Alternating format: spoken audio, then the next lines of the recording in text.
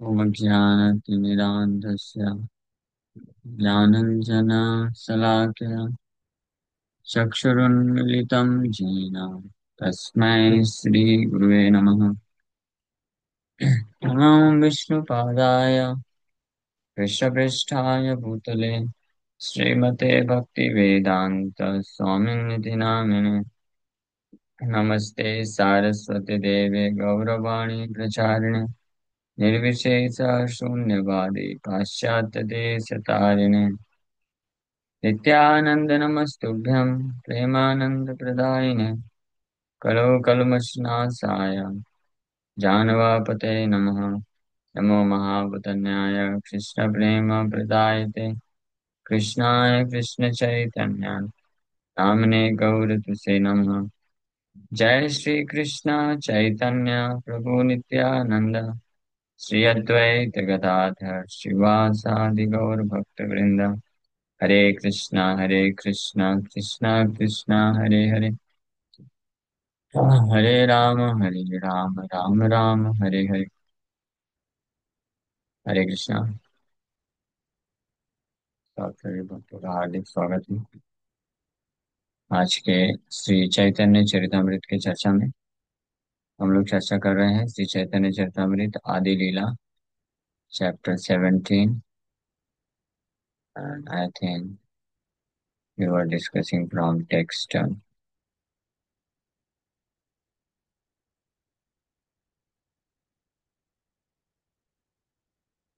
99। so ये एक और बड़ी विशेष कथा है। आई थिंक ये कथा भी चैतन्य मंगल में होनी चाहिए क्योंकि ये कथा भी चैतन्य भागवत में नहीं है और चैतन्य चरितमृत में शॉर्ट में कविराज गोस्वामी इस कथा का वर्णन कर रहे हैं। सो एतबलि श्रीवास करिला सेवना तुष्ट है या प्रभु आइला आपन भवना। ये बोल करके श्रीवास ठाकुर महाप्रभु का फाइनली वर्शिप की और महाप्रभु संतुष्ट होकर के अपने घर चले जाते हैं। आर दिन शिव भक्त शिव गुण गाय प्रभु रंगन नाचे डमरु बजाय महेश आवेश हैला सचिर नंदन तार स्कंदे चढ़ी नृत्य कैल बहु क्षणा। हर दिन एक भिक्षुक आइला मागीते प्रभुर नृत्य देखी नृत्य लगिला करिते। ये बहुत अद्भुत कथा है। एक दिन महाप्रभु के घर के पास एक शिव जी का एक भक्त आया और डमरू बजा बजा के शिव जी का गुणगान कर रहा था। और जब ऐसा कर रहा था तो महाप्रभु बड़े भाव में आ गए क्योंकि वो शिव कौन है? और चैतन्य महाप्रभु ही तो शिव है ना। तो उनका ही गुणगान कर रहे हैं। शिव जी उनके ही विस्तार हैं। तो महेश आवेश में आ गए। महेश आवेश हैला सचिर नंदना। चैतन्य महाप्रभु सचिनंदन शिव जी के भाव में आ गए और तारिस कंधे चढ़ी नृत्य कैला बहुक्षणा। तो वो भी नृत्य कर रहा था, डमरू बजा बजा के गुणगान कर रहा था शिव जी का। और महाप्रभु भी उसके कंधे में चढ़ गए और उसके साथ मिलके बहुत लंबे समय तक नृत्य करना चालू कर दिए। So Lord Chaitanya Mahaprabhu adopted the mood of Lord Shiva for he is Shiva also। Prabhupada ji वो चीज लिखे हैं because he himself is Shiva. तो इसलिए शिव जी का मूड को स्वीकार किया। According to the philosophy of Achinta Veda Ved Tattva, Lord Shiva is not different from Lord Vishnu। इसलिए any genuine devotee of Lord Krishna, Lord Chaitanya Mahaprabhu or Lord Narayana will become very jubilant hearing the glories of Lord Shiva। ये test. कोई अगर genuine devotee होगा कृष्ण का असली भक्त होगा तो शिव जी का गुणगान सुन करके वो बहुत आनंदित हो जाएगा और भाव में आ जाएगा शिव जी का गुणगान सुनकर। इसलिए कृष्ण का जो असली भक्त होते हैं वो कभी शिव जी के अगेंस्ट फाइट नहीं करते हैं, शिव जी का निंदा नहीं करते कभी। इनफैक्ट वो शिव जी को बहुत सम्मान देते हैं, उनका गुणगान करते हैं, उनको रिस्पेक्ट करते हैं, उनका पूजा भी करते हैं। और और जो होते हैं वो शिव जी को हमेशा प्रार्थना करते हैं, as in the mood of वैष्णवानाम यथा सम इज ग्रेटेस्ट वैष्णव। तो हालांकि lord Shiva he is non different from Vishnu, भगवान विष्णु से वो अभिन्न है, but still lord Shiva is not lord Vishnu directly.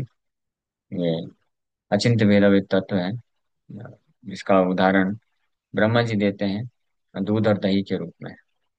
Just like दूध से दही बनता है, बट दही दूध से बनने के कारण दूध से अभिन्न है, बट स्टिल सेपरेट है, डिफरेंट है। One cannot get the benefit of milk by drinking yogurt. Similarly, one cannot get salvation by worshiping Lord Shiva. If one wants salvation, one must worship Lord Vishnu. तो जिस प्रकार से दूध का benefit दही खाने से नहीं पाया जा सकता, उसी प्रकार से भगवान विष्णु को पूजा करने का जो लाभ है, वो व्यक्ति शिव जी का पूजा करने से प्राप्त नहीं कर सकता है। इसको ऐसा समझना चाहिए, इस प्रकार से you can understand this philosophy कि lord Vishnu in the form of lord Shiva doesn't grant the same benediction as he grants in the form of Lord Vishnu. भगवान विष्णु शिव जी के रूप में जब रहते हैं तो वो ऐसा आशीर्वाद नहीं देते हैं, मुक्ति प्रदान नहीं करते।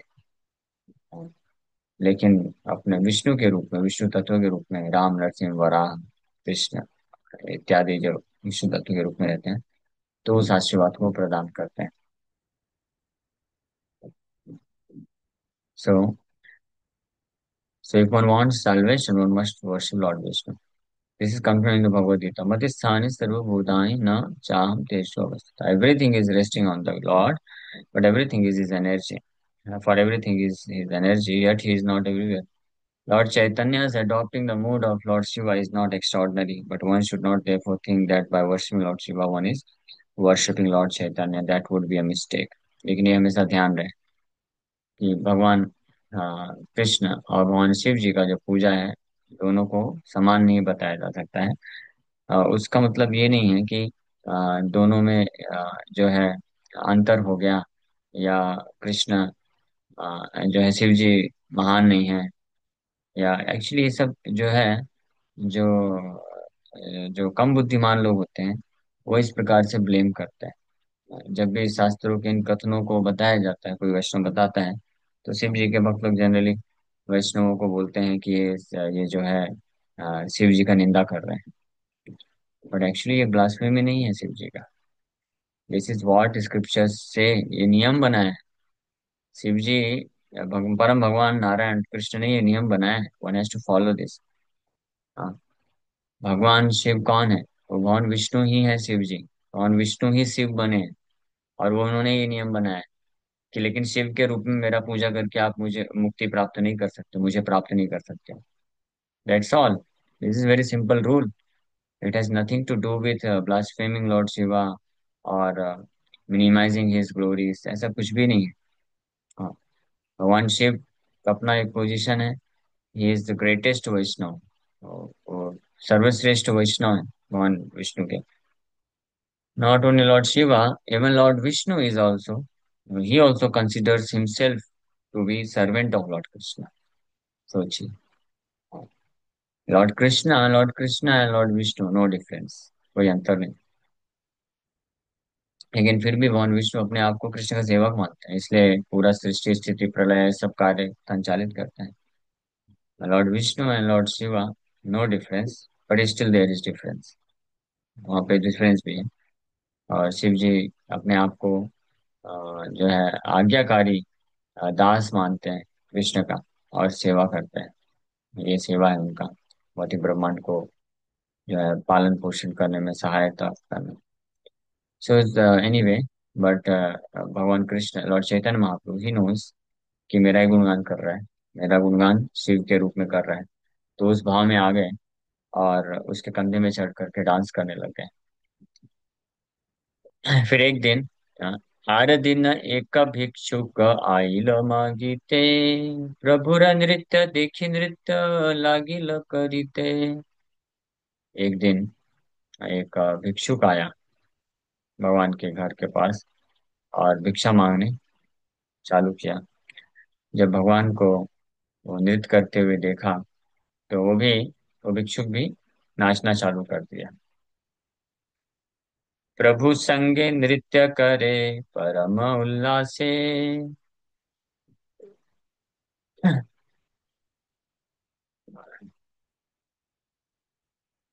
प्रभु तारे प्रेम दिला प्रेम रस भासे। He danced with the Lord because he was favored by love of Krishna. Thus he flowed in the mellows of love of God. भगवान आ, वो नाचने लग गया, क्योंकि वो भगवान कृष्ण के प्रेम से वशीभूत था वो भिक्षु। और इस प्रकार से कृष्ण प्रेम जो है, प्रेम रस में वो डूब रहा है, तैरने लग गया। आरदिन ज्योतिष सर्वज्ञ एक आइला, तहारे समान करी प्रभु प्रश्न कैला। एक दिन एक सर्वज्ञ, सर्वज्ञ मीन्स ज्योतिष को सर्वज्ञ बोला जाता है, वन हु नोज एवरीथिंग। तो पास्ट प्रेजेंट फ्यूचर जो जानता है, तो वो आया और भगवान उसको बहुत सम्मान करके रिस्पेक्ट करके उससे एक प्रश्न पूछे। तो तात्पर्य प्रभुपाद जी लिख रहे हैं, Brahmanas generally use to become astrologers, Ayurvedic physicians, teachers and priest. पहले के समय में ऐसा होता था, आज के समय में तो ऐसा नहीं। पहले के समय में जो ब्राह्मण होते थे, आ, वो वैसे तो बेस्ट जो ब्राह्मण होते थे, वो लोग भगवान कृष्ण के भक्त होते थे। और वो केवल कृष्ण का जो है कथा करते थे, कृष्ण भक्ति करते थे, कराते थे। और जो भी जो दान देता था उसी से अपना जीवन निर्वाह करते थे। ये फर्स्ट कैटेगरी, फर्स्ट क्लास ब्राह्मण होते।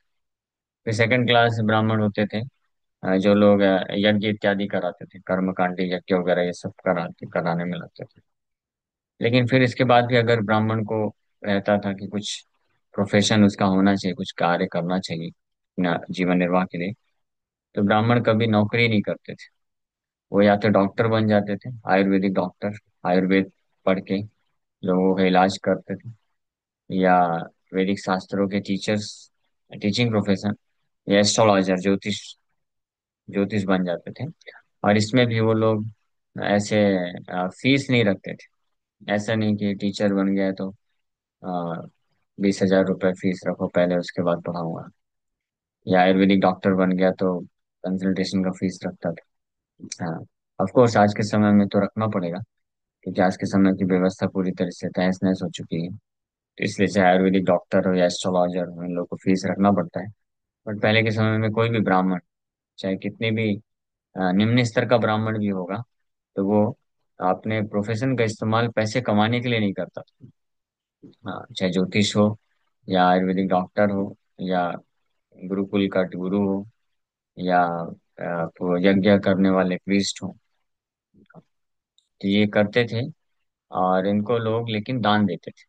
ये भी एक इम्पोर्टेंट चीज थी कि जो भी ब्राह्मणों से कुछ ऐसे इस प्रकार का सेवा प्राप्त करते थे लोग, अगर वो ब्राह्मण को दान नहीं देते थे तो उस सेवा का उनको लाभ नहीं मिलता था। इसलिए लोग भरपूर मात्रा में दान भी करते थे पहले के समय में। तो इसलिए ब्राह्मणों के लिए ऐसा कोई टेंशन नहीं था, पालन पोषण अच्छे से होता था उनका पूरे परिवार का।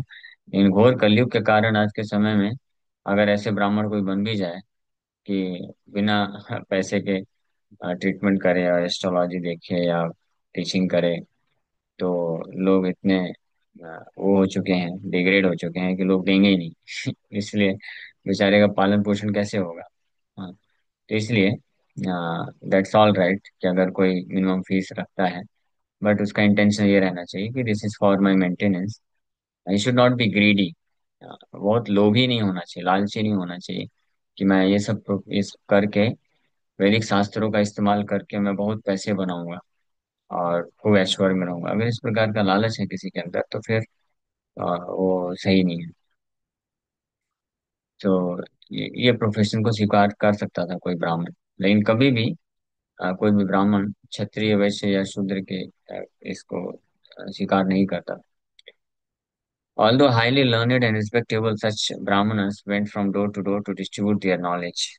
A brahmana would first go to a householder's home to give information about the functions to be performed on a particular tithi or date.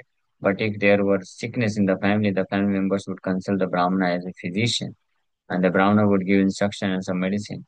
Often, since the brahmanas were expert in astrology, people would also be greatly inquisitive about their past, present, and future. Although the Brahmana appeared at Lord Chaitanya's house as a beggar, Lord Chaitanya Mahaprabhu received him with great respect because he was a qualified Brahmana who knew the astrological science perfectly. Although Brahmanas would go door to door just like beggars, they were honored as very respectable guests. This was the system in Hindu society 500 years ago during the time of Chaitanya Mahaprabhu. यानी आज से 500 साल पहले चैतन्य महाप्रभु के time पे भी ये वैदिक सिस्टम था, मतलब पूरी तरह नष्ट नहीं हुआ था। तो हालांकि ब्राह्मण भिक्षुक बन करके भिक्षा मांगते हुए जाते थे, लेकिन लोग जो है हाउस होल्डर्स स्पेशली उनको बड़े सम्मान के साथ रिसीव करते थे, उनके चरण धोते थे और उनको सम्मान देते थे और भिक्षा पर देते थे। और वो ब्राह्मण इन रिटर्न उनको वैदिक ज्ञान प्रदान करते थे। और क्योंकि ब्राह्मण इनके पास ज्ञान होता था, आयुर्वेद भी जानते थे, ज्योतिष भी जानते थे, तो अगर किसी को कुछ तकलीफ होती थी तो वो उस प्रकार का गाइडेंस भी लेते थे। महाप्रभु के घर पे का पास भी ऐसे एक बहुत ही लर्नेड क्वालिफाइड ब्राह्मण आए। महाप्रभु उनको बहुत सम्मान दिए और फिर उनसे एस्ट्रोलॉजिकल इंफॉर्मेशन पूछा थे। This system was current over 100 years ago, even 50 और 60 years ago। यानी प्रभुपाद जी जब तात्पर्य लिख रहे हैं तो हम आज के समय से बोल सकते हैं, पर लगभग 100 साल पहले भी ये सिस्टम था भारत के कई जगहों में। When we were children, such brahmanas would visit householders like humble beggars, and people would derive great benefit from the mercy of such brahmanas. तो ये दोनों इंपॉर्टेंट चीज है। ऐसे भिक्षा मांगने जाते थे तो वो भिक्षुक जो होते थे ब्राह्मण होते थे, और उन वो भी लाभ देते थे सोसाइटी को। ऐसा नहीं कि केवल भिक्षा मांग करके चले गए। हाँ, लोगों को बहुत लाभ मिलता था आयुर्वेद से, ज्योतिष से और वैदिक ज्ञान से लाभ प्राप्त करते थे। आज के समय में ये भी, एक तो ये भी गलत है कि लोग जो भिखारी आते हैं उनको बहुत ही बुरे तरीके से ट्रीट करते हैं। उनको सोसाइटी का, समाज का सबसे third class, worst class people समझते, लोग समझते हैं। ये भी एक डिग्रेडेशन हो गया है इस प्रोफेशन का। और दूसरा कि जो आजकल भीख मांगने आते हैं, दे आर नॉट ब्राह्मणस, वो ब्राह्मण नहीं है, दे डोंट नो एनीथिंग, वो जस्ट अपना पालन पोषण करने के लिए मांगते हैं। तो दोनों तरफ से डिग्रेड हुआ है। आइडियली अर्लियर इन वैदिक time only Brahmanas, brahmacharis and sannyasis, ये तीन कैटेगरी के लोग ही भीख मांगने के लिए योग्य थे। भीख मांगना या भिक्षा मांगना ये एक ये हाई प्रोफेशन है। ये आज के समय में डिग्रेड कर दिया गया है, बट ये सबसे वर्णाश्रम धर्म में हाईएस्ट प्रोफेशन माना जाता था, ग्रेटर देन क्षत्रिय। क्षत्रिय का जो प्रोफेशन है या वैश्य का प्रोफेशन है, शूद्र का तो सबसे लास्ट। हाँ, लेकिन आजकल लोग जो शूद्र का प्रोफेशन है, नौकरी चाकरी करना, उसको हाईएस्ट मानते हैं और भिक्षा भीख मांगना सबसे लोवेस्ट मानते हैं। और ऑफ कोर्स उसमें डिग्रेडेशन भी हुआ है कि जो लोग क्वालिफाइड नहीं है वो भी भीख मांगते हैं। बट ब्राह्मणस, ब्रह्मचारीज एंड सन्यासीज, उन्हें they were suppose to ask alms, begging करने का अधिकार उनको ही था। और इन रिटर्न वो लोग जो भिक्षा देते थे उनको बहुत लाभ प्रदान करते थे और एक बहुत ही म्यूचुअल रिस्पेक्ट की भावना होती थी।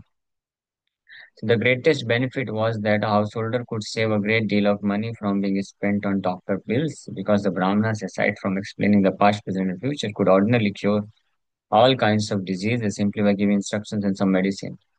तो ये ब्राह्मण जो आया करते थे भिक्षा मांगने के लिए, तो ये लोग आयुर्वेद का नॉलेज भी रखते थे। इसलिए पहले के समय में ये सब ऐसे प्रोफेशनल तरीके से हॉस्पिटल या क्लिनिक नहीं होते थे, क्योंकि लोगों को घर पे ही आकर के, जब ब्राह्मण आते थे भिक्षा मांगने के लिए तो कोई घर का सदस्य बीमार होता था तो पूछ लेते थे कि ऐसी ऐसी प्रॉब्लम हो गई है, तो वो ऑन द स्पॉट उनका नाड़ी चेक करके और मेडिसिन रिकमेंड कर देते थे फ्री ऑफ कॉस्ट। और उनको जो भिक्षा में जितना चाहिए पालन पोषण करने के लिए अपना तथा परिवार के लिए उतना ले लेते थे। साथ में लोग ज्योतिष ज्ञान का भी लाभ उठा लेते थे। सो परफेक्ट सिस्टम ना, कि एवरीथिंग एट डोर स्टेप। आज के समय में एडवांसमेंट बोल रहे हैं ना लोग, कि हम लोग अब इतना एडवांस कर रहे हैं। पहले के समय में लोगों को दूर जाना पड़ता था दवाई कराने के लिए, दवाई खरीदने के लिए। आज हम टेक्नोलॉजी की मदद से एवरीथिंग एट डोर स्टेप। हाँ, ब्लड टेस्ट करने के लिए आ जाएगा घर पे, मेडिसिन भी डिलीवर हो जाएगी। पता नहीं डॉक्टर डिलीवर कर रहे हैं कि नहीं रह रहे हैं अभी तक। हो सकता है ऐसा भी कोई एप्लीकेशन बन जाएगा फ्यूचर में, कि आप जस्ट उसमें बताओ, डॉक्टर भी घर पे आ जाएगा। ऐसे कॉल करके तो बुला ही लेते हैं डॉक्टर को, लेकिन ऐसा अभी मास लेवल पे ऐसा सिस्टम बना कि नहीं बना मालूम नहीं।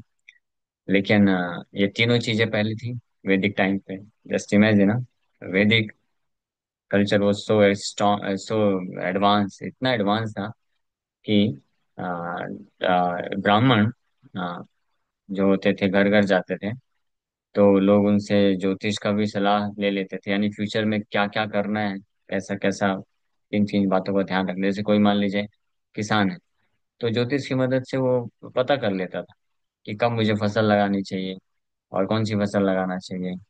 और ये सारी चीजें उसको पता चल जाती थी। कोई क्षत्रिय के यहाँ गया तो क्षत्रिय पूछ लेता था कि कब कब अटैक हो सकता है, मुझे किन किन बातों का ध्यान रखना है। तो उसका देख करके, simply by seeing astrological astrology of king, वो ब्राह्मण बता देते थे कि राज्य में और क्या क्या हो सकता है, क्योंकि किंग के ऊपर निर्भर है सब कुछ। तो सोचिए, door step everything was available. सारा guidance, counselling, guidance, precaution, future prediction, और medical facility, everything was available. और इससे भी ऊपर सबसे इम्पोर्टेंट फैसिलिटी तो स्पिरिचुअल नॉलेज, ये भी लोग प्राप्त कर लेते थे बड़े आसानी से। और ये सब के बदले में क्या, कोई पैसा खर्च नहीं करना होता था। वो ब्राह्मण आते थे, उनको अपने जीवन निर्वाह के लिए क्या चाहिए, कुछ थोड़ा सा राइस दाल ये सब दे देते थे। वो लेकर के वो घर जाते थे, उनके कुछ स्टूडेंट्स होते थे या उनकी पत्नी होती थी, तो कुकिंग करके खिलाते थे। वेरी सिंपल, क्योंकि ब्राह्मण वैसे भी उनको उतना फैसिलिटी नहीं चाहिए। Simple living, high thinking. Hardly maintenance ब्राह्मण के लिए या सन्यासी के लिए क्या होता था, और पहनने के लिए कपड़े, और खाने के लिए बस, रहने के लिए आश्रम होता ही था। इसलिए लोगों को बहुत कम खर्चा करके, अगर इकोनॉमिक पॉइंट ऑफ व्यू से भी देखें तो वैदिक सोसाइटी वाज सो परफेक्ट कि इकोनॉमिकली भी सबसे मोस्ट सस्टेनेबल सोसाइटी, वैदिक सोसाइटी, मोस्ट सस्टेनेबल सोसाइटी। आज के समय में जो सबसे बड़े से बड़े जो डेवलप्ड कंट्रीज भी हैं, इकोनॉमिकली डेवलप्ड भी हैं, वो भी वैदिक सोसाइटी के सामने फेल हो जाएंगे। हाँ, इतना फैसिलिटी उनके पास भी नहीं होगा। वहां पे भी अभी भी जो है गरीब लोग मिलेंगे, भूखे लोग मिल जाएंगे। चाहे आप अमेरिका चले जाइए, यूरोप चले जाइए, कहीं भी चले जाइए। प्रभा जी बताते हैं ये चीज एक लेक्चर में। प्रभा जी जब अमेरिका पहुंचे, बोले when I came to America I was so surprised. मैं जब अमेरिका आया तो मैं बहुत आश्चर्यचकित हो गया। मैं सोचा था कि अमेरिका तो बहुत डेवलप्ड है, कभी ये अंडर रूलिंग नहीं हुआ, तो यहाँ पे सब लोग जो है सबके पास अच्छा पैसा होगा, सबके पास खाने का फैसिलिटी होगा। But when I came to America I saw that in America also there are beggars. यहाँ पे भी भिखारी लोग हैं। नॉट भिखारी लाइक ब्राह्मणा भिखारी।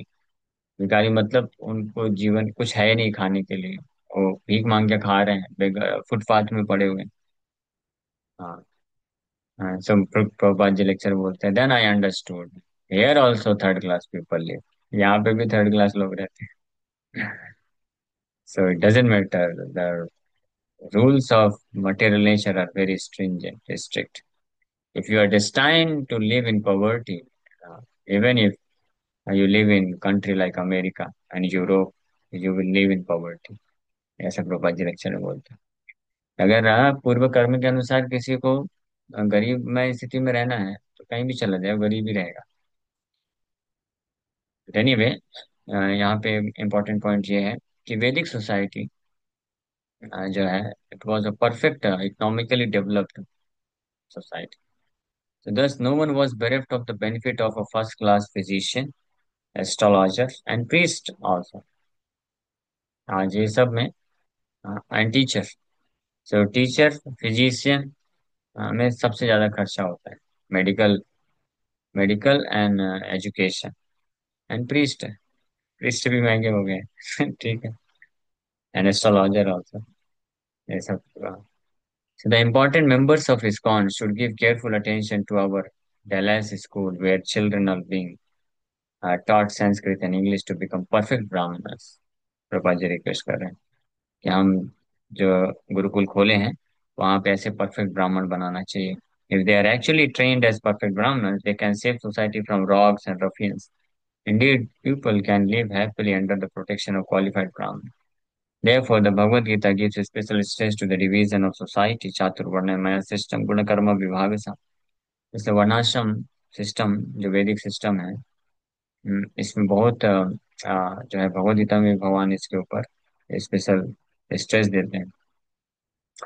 ये लोगों को पूरी तरीके से प्रोटेक्ट कर सकता है. But unfortunately some people are now claiming to be Brahmin simply by birth right with no qualification. Therefore the entire society is in chaos. इन दुर्भाग्य से ये वर्णाश्रम जो व्यवस्था है, वैदिक सिस्टम, ये एक्चुअली में ब्राह्मणिकल सोसाइटी है. मीन्स ब्राह्मण डोमिनेटेड. डोमिनेटेड का अर्थ गलत सेंस में नहीं है. डोमिनेटेड से ज्यादा अच्छा वर्ड यूज कर सकते हैं. ब्राह्मण के द्वारा इन्फ्लुएंस्ड, ब्राह्मणिकली इन्फ्लुएंस्ड, प्रभावित, यानी उनके गाइडेंस, उनके द्वारा. चाहे ये किसी भी सोसाइटी में मेडिकल फैसिलिटी, एजुकेशन फैसिलिटी, ये बहुत इंपॉर्टेंट है. ये दोनों ब्राह्मण के ऊपर होता है, निर्भर करता है, और ऐसा सोसाइटी बहुत फ्लरिश करता है. सो ये ब्राह्मण आए जो एस्ट्रोलॉजर भी थे, तो महाप्रभु इनसे फिर पूछते हैं, केया छिलु आमी पूर्व जन्मे कह गणी. बताओ तो थोड़ा. महाप्रभु पूछे कि ओ माय डियर ब्राह्मण, यू आर ग्रेट एस्ट्रोलॉजर, आप बहुत बड़े ज्योतिष हैं, सर्वज्ञ हैं, you know everything past present future. तो आप कृपा करके बताएंगे कि मैं पूर्व जन्म में क्या था. डायरेक्ट पूर्व जन्म को पूछ लिया महाप्रभु. गणित लागिला सर्वज्ञ प्रभु वाक्य सुनी. जैसे ही सुना तो वो जो एस्ट्रोलॉजर था, ब्राह्मण आया था, तुरंत कैलकुलेशन करना चालू कर दिया. कौन है कौन है कौन है ये. अब बहुत अद्भुत रियलाइजेशन होगा. हम्म. गणित ध्यान देखे सर्वज्ञ महाज्योतिर्मय अनंत वैकुंठ ब्रह्मांड सबाराश्रय. जब कैलकुलेशन किया तो बहुत आश्चर्यचकित हो गए. देखा, अरे बाप रे बाप, ये व्यक्ति कौन है. ये सारा अनंत ब्रह्मांड वैकुंठ है, सब इसके आश्रय में है. तो उसका तो ना जो है पूरा शॉर्ट सर्किट हो गया. जो विकल्प बार बार कैलकुलेशन कर रहे हैं, नहीं नहीं कुछ मिस्टेक हो गया लगता है, ऐसे कैसे हो सकता है, ये कैलकुलेशन तो सही दिखा रहा है सब कुछ. तो उसको परम तत्व परम ब्रह्म परम ईश्वर देखी प्रभुर मूर्ति सर्वज्ञ हई लफाफरा. और जब ध्यान करके देख रहा है कि पिछले जन्मों में क्या क्या इसका स्वरूप है, तो परम ब्रह्म परम तत्व परम ईश्वर महाप्रभु की अद्भुत ईश्वर मूर्ति को देख करके फाफर हो गया बेचारा. वो कंफ्यूज हो गया, समझ में नहीं आ रहा है. अब महाप्रभु मुस्कुरा रहे हैं, बोलो. और ये जो बेचारा है, बोलीते न पारे किछु मौन हईला. हाँ. प्रभु पुनः प्रश्न कैला कहिते लगिला. ये बेचारा आंखें फड़ी हुई है, आंखें और मुंह खुल गया. उसको समझ में नहीं आ रहा है क्या देख रहा है. कैलकुलेशन बार बार कर रहा है, वही आ रहा है. हाँ, वो कुछ बोल नहीं पा रहा आश्चर्य के कारण. महाप्रभु उसको थोड़ा सा और थोड़ा पिंच करते हैं, बोलते हैं. महाप्रभु पूछते हैं, पूर्व जन्म में छिल तुम्हें. हाँ नहीं नहीं, महाप्रभु, प्रभु पुनः प्रश्न कैला कहिते लगे. लेकिन भगवान फिर से जब पूछे, बोलो बोलो, कौन है, कौन हूं मैं, कौन हूं मैं. तब वो रिप्लाई करना चालू किया. और क्या रिप्लाई किया है, ये हम लोग कल चर्चा करेंगे. ठीक है, कल आइए. इसके कुछ तात्पर्य भी बचे हुए हैं, हम लोग कल डिस्कस करें. Thank you very much. Hare Krishna. अद्भुत है ना ये कथा. ये ये सेकंड है. एक और ऐसी कथा हुई थी. आ, वो चैतन्य भागवत में दी है. यहाँ पे तो महाप्रभु के घर में एक एस्ट्रोलॉजर आया, तो महाप्रभु ने उसको पूछा. और एक एस्ट्रोलॉजर के पास महाप्रभु गए थे, ऐसे ही भ्रमण करते करते जा रहे थे. तो घर के पास पहुंचे तो पता चला एस्ट्रोलॉजर है। तो महाप्रभु उसको बोले, भाई मेरा बताओ ना हिसाब किताब, मैं कौन हूँ पिछले जन्म में। तो वो भी जब कैलकुलेशन किया, तो जैसे जैसे ध्यान करके कैलकुलेट करके ध्यान कर रहा था कि इसका पिछला जन्म क्या है, तो कृष्ण के अलग अलग अवतार दिख रहे हैं उसको। सबसे पहले कृष्ण ही दिखे। फिर बोला, अरे कुछ मिस्टेक हो गया लगता है, वापस से मंत्र में ध्यान किया, और फिर देखा तो राम दिख रहे हैं, वराह दिख रहे हैं, नरसिंह दिख रहा है। बेचारा परेशान हो गया, वो कुछ बोल नहीं पा रहा है। तो महाप्रभु बेचारे को खुद ही बोले, ठीक है, आप थक गए होगे इसलिए शायद आपका कैलकुलेशन मिस्टेक हो रहा है, जाओ अच्छे से सो जाओ, कल फिर आता हूँ, फिर आप अच्छे से कैलकुलेट करके मेरा बता देना मैं कौन हूँ। तो थोड़ा शांत हुआ। महाप्रभु ये बोल करके मुस्कुरा के चल दिए। और बेचारा वो पूरा जो है परेशान ही रह गया कि क्या है यार, वो कैलकुलेशन मिस्टेक तो कुछ हुआ नहीं है, बार बार चेक कर रहा है, कुछ मिस्टेक नहीं हुआ। हाँ। महाप्रभु बोल के निकल गए, पट्टी पढ़ा के निकल गए। अगले दिन थोड़ी ना आने वाले थे। महाप्रभु को दिखाना थोड़ी ना है, बताना नहीं है कि मैं कौन हूँ। हाँ, लेकिन हाँ, हाँ, उसको इसको बोलते हैं, क्या बोलते हैं उसको, पिंच करके हाँ, आगे बढ़ जाना। तो ये अद्भुत लीला नवद्वीप में हुई थी, ये दो प्रकार की। एनीवे, तो समय हो गया, किसी वक्त का कोई प्रश्न है तो पूछ सकते हैं। हरे कृष्ण।